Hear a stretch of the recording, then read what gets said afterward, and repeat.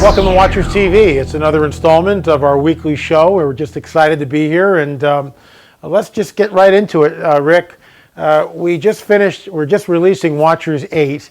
I got it right here in my hot little hands. Watchers 8, Cloak of Secrecy. And one of the most amazing pieces in Watchers 8 is when we unwrapped the baby mummy. I'm just going to hold this up to give people an idea of what this actually looks like. Actually, it looks better from the It was huge. Yeah. I mean, this is an huge. 18 to 22-month-old child. Still has its temporary baby teeth and has a head that looks like that. So the idea that that could have been done through cranial deformation at that early age seems rather dubious. Well, you know, when we actually look at the profile of the skull, and I'll try to get my hand out of the way here. I mean, look how large this part of the cranium is. It's literally, this skull is almost as large as one of the female skulls that we found. Right. And we have a cast of that between 18 and 25 years old. I mean, look, I understand cradle headboarding, and we're not saying all the skulls that in Paracas are the result of cradle headboarding, but we are wondering whether there's an outside agency that's messing with the genome and creating what we would call a hybrid being. Well, sure. I mean, it's like, I don't know why people find this so outrageous. That's actually a great shot right there. I mean, yeah, there you go. kinda like this. Yeah, that looks I good. mean, you can tell it has a very small face, like a baby would have.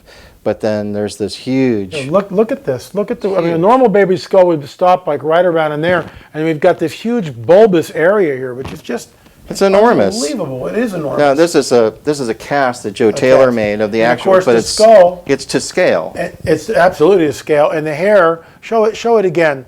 They got this as best as they could.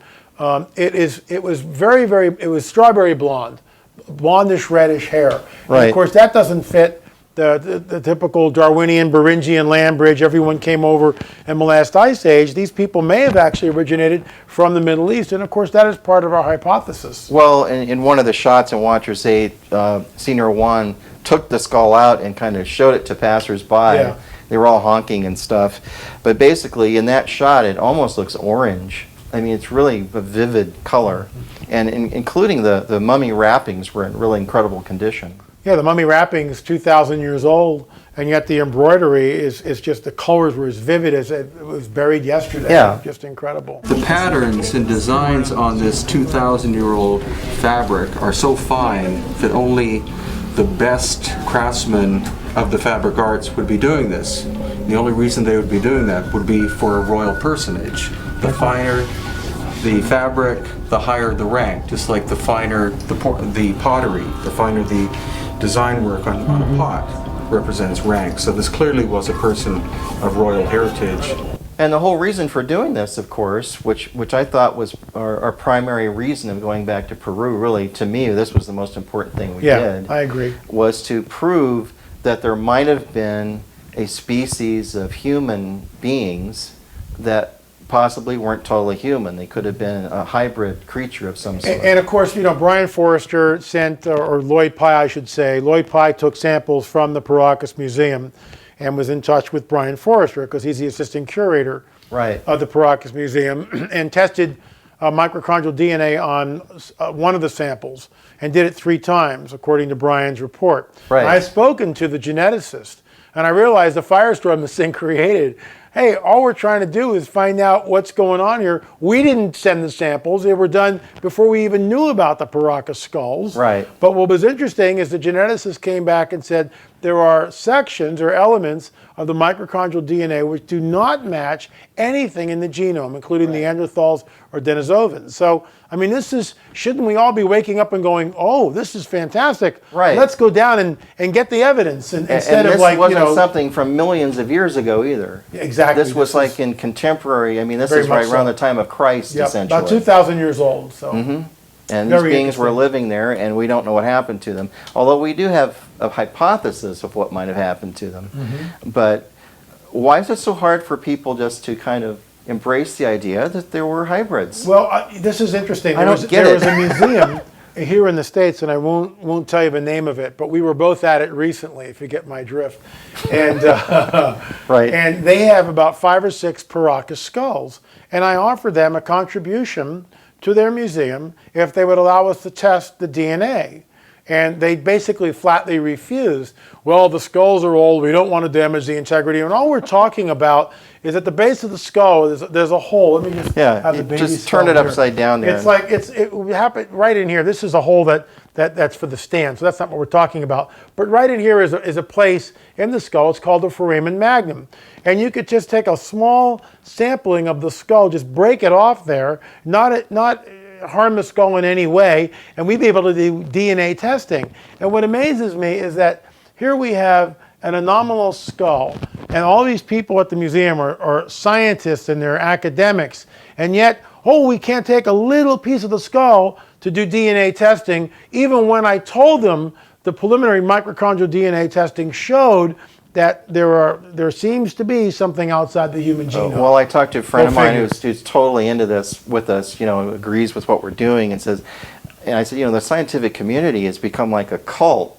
They've got like their own religion, and they don't really want to know the truth. And he brilliantly said, well, they don't want to lose their jobs. Bingo. It's all about the money. It's all about the money. If we bring this out, then it shakes our whole paradigm. What do we do then? And Ben Stein's movie Expelled talked about that. The movie is called Expelled because anyone who would drift away or have another hypothesis or another paradigm other than the Darwinian paradigm loses their job. Hence the movie's title, Expelled. Right. No, there's a lot of truth to all of that. I mean, and not even getting into the political or any of those ramifications, but just science. What are we doing? You would think do we really want to know the truth or not? Bingo. You would think that scientists the Earth is still flat, flying down there and getting DNA samples and trying to find out what we're looking at.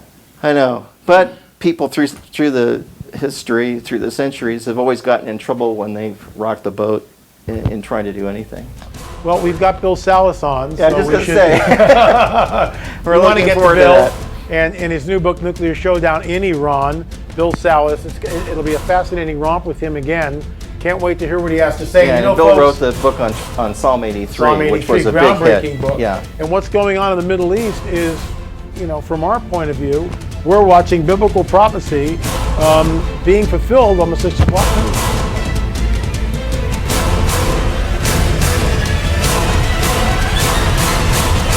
We're here once again with Bill Salus. Bill has joined us with his new book, a little shot of it here, Nuclear Showdown in Iran, Revealing the Ancient Prophecy of Elam. And the best-selling author, Bill Salus, joins us. Bill also wrote Psalm 83, and we are offering the Bill Salus Prophecy Revealed package, and we'll get into that a little bit later. The current events that are happening, and this has been going on for several weeks now, in our media, we hear about ISIS, Islamic State of Iraq and Syria, but that's not its real name. Its real name was ISIL, which is Islamic State of Iraq and the Levant. A lot of people don't know what the Levant is. Please tell us what the Levant is and why we should be really concerned about this. Right. Well, the Levant represents more of that whole Middle Eastern, that Fertile Crescent area, much more than just Iraq. Pretty much would go, I would say, boundaries would be around the Euphrates and all that, all the way over to the Mediterranean Sea. So that includes Israel. Includes Israel, Jordan, and all those countries over there. ISIL really is, it's been on the news lately, but it's been growing for quite some time. And their goal is to spread their hegemony. Seems like all these Islamic factions want to spread their hegemony. Iran wants to spread their hegemony. And they want to establish a caliphate. Mm-hmm. That's what they all want to do. And what is a caliphate? A caliphate is a Islamic government that governs over pretty much Islam by Sharia law, pretty much. And then and ISIL is actually implementing that wherever it goes. Well, they stated recently that, not to timestamp the program, when they took over the grounds, especially in northern Iraq, which is predominantly Sunni territory. Iraq is divided primarily into 3 areas. You've got the Kurds over in the northeastern area. You've got the Sunni Islamists over in the northern part of Iraq. And then you've got the Shiite Islamists in southern Iraq. And of course, as ISIS was spreading from Syria over into Iraq, they sort of hit a roadblock with Baghdad, which is about think there's about 7 million people there, but they are predominantly Shiite fortified on they're down standing through, up and yeah, trying down to through rebel. Karbala, down through Basra. Karbala is a very holy city to Iran and to the Shiites, Shiites. right. Yeah. And so they've kind of hit a roadblock there. So now they seem to be focusing on the other parts of the Levant, Jordan and Israel. Now what Well, they've threatened the king of Jordan to execute him, to behead him. yeah, no, they are, when they say they want to spread their wings and establish a caliphate, they want to take over as much land as they can. And Jordan appears to be in their sights. Some say even Saudi Arabia is in their sight. Sure. And of course, you've got the three holiest cities of Islam. Mecca is in Saudi Arabia, number one. Medina is number two. And Jerusalem is number three, which of course we know is controversial in Israel right now. Sure. And so, of course, Israel would ultimately be in their sights as well. Very dangerous time for Israel over there right now. They've got fires all around them. With Hamas and with ISIS, you know, we know that the end game is going to be Israel with ISIS as goal, and all these sort of things. I like to joke around and say, look, ISIL rather, is the acronym for the Israeli state in the Levant, not this Islamic state in the Levant. Of Iraq. Because we know from Bible prophecies that someday the Levant will be the land that was given to Abraham 4,000 years ago, which covers from the Mediterranean for the most part all the way to the river Euphrates, which is on the other side of Iraq, sort of in the mid-eastern part of Iraq, is going to be given to the descendants of Israel. And they've been getting some of it since they became a nation in 1948. They had a war in 1967 and almost tripled their size when they took over the West Bank and the Gaza and the Sinai and the Golan Heights and East Jerusalem. Of course, they've sort of forfeited some of the Sinai and the Gazas. You know, they left that in 2005, and the Hamas came in under that vacuum. And so, you know, Israel is dealing with existential threats all around them. And to be honest with you, I think the prophecies talk about Israel fighting for their lives in the end times, Psalm 83, these other prophecies. I think they're about ready to happen, L.A. You know, you mentioned something, and a lot of our viewers might not be aware of this, but there's a schism in Islam, which basically goes back 1,300 years, and that is between Sunni Muslims and Shia Muslims. Give us just a thumbnail sketch of that difference and why it concerns us today. Right. Now, the Sunnis are about 80% of Islam. Shiites are about 20%. So they're the minority, obviously. Yeah, one of the main Shiite entities would be the nation of Iran. One of the main differences that separates them, and it's a big bone of contention when you talk about establishing a caliphate, is that the Sunnis believe that the caliph or the leader should be someone that can be appointed per se. They don't believe it has to be a direct lineage of Muhammad. Whereas the Shiites believe it actually has to be a direct descendant of Muhammad, and they trace it back to, I think it was like his grandson or something like that. Ali, right. Yeah, and so basically, but they still subscribe to the same 5 pillars of faith. You know, they still pray 5 times a day. Number one, Allah is God, Muhammad is his prophet. You know, and the fasting and the alms and all those sorts of things, the pilgrimage. They all subscribe to that. But they are really torn up about this descendantry and who really should be in charge of the caliphate and stuff like that. What's interesting is the Hashemite king. Hashem is the uncle of Muhammad, and we know that King Abdullah II is the king of Jordan, and he is a Hashemite king. He claims direct lineage to the prophet Muhammad, but he is a Sunni Muslim, and ISIL now is coming down, and even though ISIL are predominantly Sunni, they have threatened the king. They've threatened to execute him, literally to decapitate him. Right. Well, King Abdullah II is really a fish out of water in the Middle East. He is leading the supposed last moderate Arab country over there for the most part.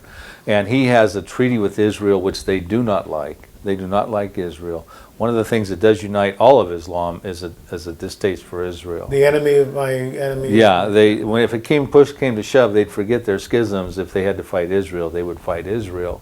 And that's what the prophecies seem to depict, especially in Psalm 83. But I think that he's that last Arab leader over there that's very westernized, educated in America. Yeah, King Abdullah II of Jordan. And, you know, we've been seeing over since the Arab Spring, since 2011, we've been seeing these Arab leaders come and go, and Bashar Assad still fighting for his existence over there in Syria. The one guy that doesn't fit in the malicious puzzle over there is this moderate Arab king, Abdullah II, and I think he needs to be very concerned about his longevity. And he also, getting off a little rabbit trail here perhaps, but Abdullah controls the Temple Mount in Jerusalem. What are your thoughts there, and how does that play at all into the end time mix that you're seeing with, let's say, Elam or the Psalm 83 prophecy? Oh, I believe that that's very much on the focus of ISIL, is getting control over Jerusalem and the Temple Mount. The Waqf, when Israel took over East Jerusalem in 1967, they did a very foolish thing. And they did not relinquish, they relinquished sovereignty over to the Muslims through the control of Jordan in the Waqf, W-A-Q-F. Right. So that's been a real problem for them. And again, Jerusalem is the third holiest site of Islam, although it's not mentioned once in the Quran. Right. It's mentioned over 1,000 times by 70 different names in the Bible. Not once in the Quran, but supposedly Muhammad ascended there after he died. So that's what makes it the third site. Yeah, and so but really, that wasn't really until the modern era, where Jerusalem became, well, we have to take this as the third holy site. I mean, Muslims never made a pilgrimage there, and it wasn't really held in not like Mecca and Medina. Right, but from a prophetic perspective, L.A., we're told in Zechariah 12, verse 2, that the people that surround Israel, and I would put that as those Arab states. Zechariah is another prophet that lived thousands of years Zechariah was a prophet, came after Jeremiah and Ezekiel, we talked about in your first program. And he talked about the nations that surround Israel, that would mainly be the Arab states, are going to lay siege on Jerusalem, but it will be to them like a cup of drunkenness or a cup of trembling when they try to lay siege. Not if they try to lay siege, but when they try to lay siege. So what we're finding out here is that when the diplomacy fails and the Palestinians realize they are not going to get Jerusalem for their capital and they're not going to get their Palestinian state, that's when they're going to have their concluding climactic Confederate war with the Arab states of Psalm 83. And Israel is surrounded. I mean, there's no doubt about it, except for Jordan. Right. I mean, you got Hezbollah in the north and Hamas in Gaza, and now ISIL threatening. So they're right, and they are all listed. Of course, Elam or Iran. They are all listed in a coalition together in Psalm 83, which is a book you're offering in the package. Sure. And it says that those surrounding countries, of course, they've got Hezbollah in there now and Hamas, like you say. ISIS now is probably going to have to be included in this now. It says that in Zechariah, he goes on to say in verses 5 and 6 that when they do try to lay siege, that the Israeli Defense Forces, the captains of Judah, it talks about, the governors of Judah, will be like a fire pan in the woodpile, and that the enemies will be like sheaves, but they will be like a fiery torch, and they shall devour all the people about them. Interesting. So it's going to come to a big war, a prophetic war of epic biblical proportion, and Israel is going to win. And that's the primary reason the Israeli Defense Forces exist today, is to defend the nation, and also for that main war. Dug through clay and sand, the tunnels are hard to find. It's 45 feet deep down here. Concrete arches, electricity, telephones, almost 6 feet high, more than 2 feet wide. During Operation Pillar of Defense in 2012, the IDF crippled Hamas terror infrastructure in the Gaza Strip in response to rocket fire against civilians. Since the operation, Hamas has upgraded its weapons arsenal. The terrorist organization now holds about 10,000 rockets and missiles. Hamas produces most of these weapons inside Gaza, but many of them come from Iran. The Qassam rocket, armed with a 9-kilogram warhead, can strike up to 17.7 kilometers from its target. The upgraded Grad rocket carries a 45-kilogram warhead and can strike targets 48 kilometers away from Gaza. It endangers over 1 million Israelis. The M75, with a 60-kilogram warhead, it has a strike range of 75 kilometers. Like the Fajr 5, another Hamas rocket, is one of the most dangerous rockets in the Hamas arsenal and threatens about 3.5 million Israelis. Hamas rockets endanger about 40% of Israeli civilians.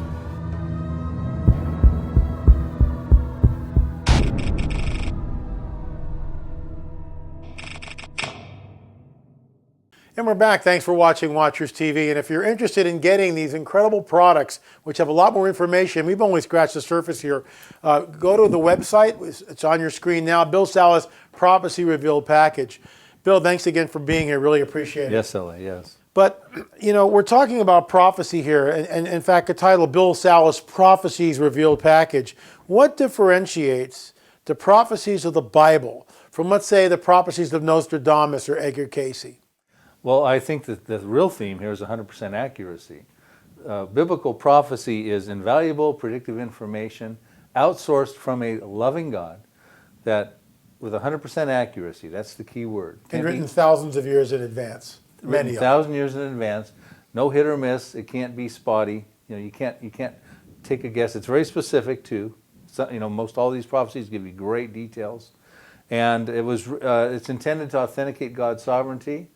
It's intended to equip humanity for the days in which they live. It can spare lives and it can save souls, and he knows the end from the beginning, and he wants to share that information with us, not to impress us, but to inform us. And then the natural response from us should be, well, thank you, God. We love you for giving us that important information for the days in which we live. And that's how I came to know the Lord, through Bible prophecy. Also, that's what saves souls, but it spares lives too. So for instance, let's take Noah. Everybody's heard about Noah. You talk about the days of Noah all the time in your ministry. Sure. Okay. Well, Noah got this important information which equipped him for his generation. And because he responded to that and built the ark, he was able to save his posterity, his family. So when the flood came, he survived it. So it saves lives. Okay. So it spares lives, saves souls, this type of thing. So Bible prophecy is inspired by God through the prophets thousands of years ago, the ancient Hebrew prophets, with information that in many cases was not relevant for their time. The prophets back then were given near and far prophecies. They were given a prophecy that would have to happen in their lifetime, so it could authenticate their prophetic office. And then when it happened, the conclusion could be drawn, well, these far-reaching prophecies that would not find fulfillment until a future generation should be looked at with the same kind of credibility. And the litmus test of a true prophet is if what he said in the Old Testament did not come true, he was to be stoned to death. Right. Now these secular prophets... And that sounds harsh, but you remember there's millions of people who are hanging on this guy's words, an entire nation of people. Well, absolutely. I mean, prophecy change. It's a big deal. For instance, let's look at a modern day example. Sure. And May 21st, I think it was, of 2013, you had Harold Camping coming along telling everybody that, the rapture is going to come and the end of the world is near. And so people were making changes along those lines, preparing themselves to vacate and to deal with the end of the world or be raptured, whatever the case was. But then on May 22nd, the next morning when the alarm clock rang at 8 o'clock, they had to get up and go back to their job, which they may have left or quit or whatever the case was. And millions of lives were affected by his situation. That's just one example. Let me ask you this, Bill. A lot of these prophecies, certainly the Elam prophecy here, which has basically laid dormant for thousands of years. The Psalm 83 prophecy. That's, again, a prophecy which is thousands of years old, sort of collecting dust.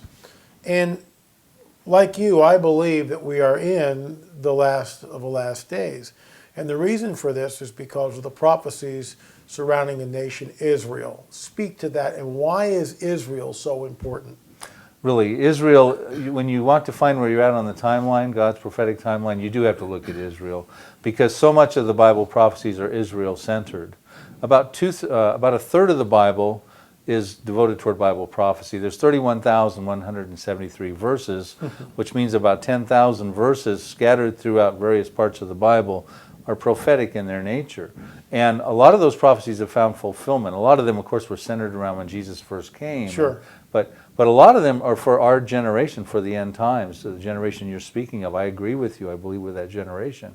And at the centerpiece of those prophecies is the nation of Israel. And one of the biggest deals with Israel while we watch for it. Many prophecies talked about the Jews coming out of the nations of the world, out of the diaspora, into a restored Jewish state. There's just a whole plethora of those prophecies.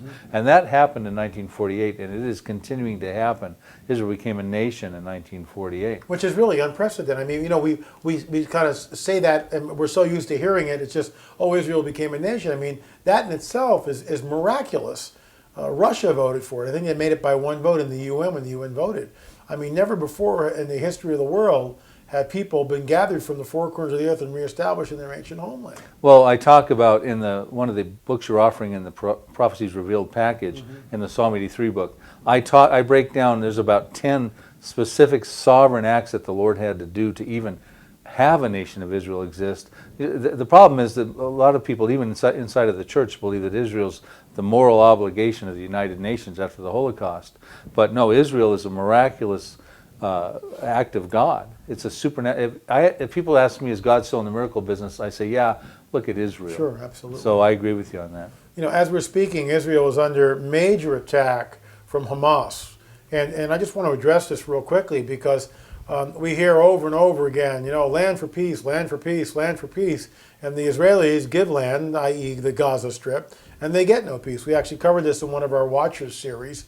And Dan Gordon, who is both an Israeli citizen and American citizen, who's also a reservist captain in the IDF, said that as the Israelis were leaving Gaza, the mortar shells followed them, literally. The rocket fire started. And so now, and I know I'm sort of time-stamping the program, but that's okay, we're seeing, once again, a huge flare-up with Hamas. What are your thoughts? Can it trigger what may lead to what you've written so eloquently about the Psalm 83 war? The Psalm 83 war, the climactic concluding Arab-Israeli war, involved with an inner circle of countries that share common borders with Israel, the Arab states of Lebanon, Syria, Jordan, Saudi Arabia, and Egypt, and the terrorist populations within them, Hezbollah and Hamas. Hamas, I believe, is part of Psalm 83. Yes, any one of these flare-ups could lead to the conflagration of the Psalm 83 war. Now, there was a Hezbollah conflict in 2006 that lasted for 34 days and 4,000 rockets were lobbed into northern Israel. That was provoked by the capture of 2 Israeli soldiers. Now, when we talk about a major episode going on in Hamas right now, certainly that could catalyze in and mushroom in and escalate into a major prophetic war. So, you know, all of these things are in play right now. All these end-time signs are converging right now. The prophecy of Elam, which your viewers will get an opportunity if they purchase the package to understand, that's in play right now. That's an imminent event. That could be dealing with Iran's nuclear program. You know, when we talk about God issuing Bible prophecies, for information for us, he can't be vague about that. He's got to be very specific. So when we start seeing important bits of current events going on right now that seem to line up perfectly with the Bible, not that we're trying to take current events and marry them up with scriptures, sure, but the details are very specific. We're going, oh my goodness, this news event appears to be heading in this direction here. Should we be preparing for a Bible prophecy? And what does that mean to us? How will that affect our lives? Because we're not talking about simple events. We're talking about world-changing events that build upon each other when they start coming, that are very powerful, and people will be affected. Your viewers will be affected. Bill, we basically have a minute left. Time has just flown by. It's incredible. Just we've sort of scratched the surface on your book, Nuclear Showdown in Iran, revealing the prophecies of Elam. Your closing thoughts, please. Well, I think this really could be the next prophetic news headline in Elam. For the longest time, I thought it was Psalm 83, sure, the Arab-Israeli conflict. But I think this could spark that wider Arab-Israeli conflict.